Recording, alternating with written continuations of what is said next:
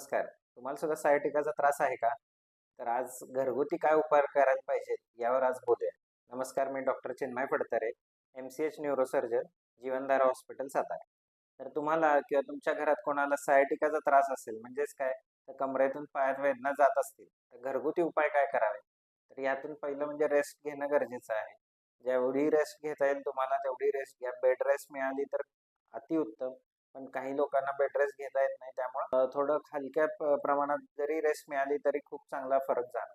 दुसरं म्हणजे squatting position म्हणजे इंडियन टॉयलेट पद्धती वापरणं हे टाळा.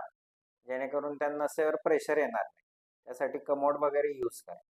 तिसरं म्हणजे अँटीऑक्सिडंट प्रॉपर्टी असलेला आल्याचा चहा वगैरे घरगुती सुरू करा. ज्यावेळेस तुम्ही मांडी घालून खाली बसताय, त्यावेळेस जास्त वेळ ते बसणार नाही ह्याची काळजी घ्या. आता रेस्ट घेऊन सुद्धा पायात मुंग्या तशाच राहिल्या, वेदना तशाच राहिल्या, तर डॉक्टरांचा सल्ला घ्या. तुम्हालाही किंवा तुमच्या घरात कोणालाही सायटिकाचा त्रास असेल, तर त्यांच्यापर्यंत हा व्हिडिओ नक्की पोहोचवा आणि जास्तीत जास्त लोकांना शेअर करा.